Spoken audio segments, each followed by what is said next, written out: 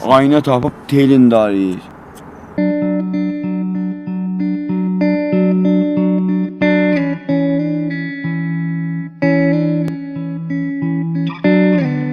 Qəbrəşdə neyinizən Firuzə? Kim vardı? Qəbrəşəm neyinizən?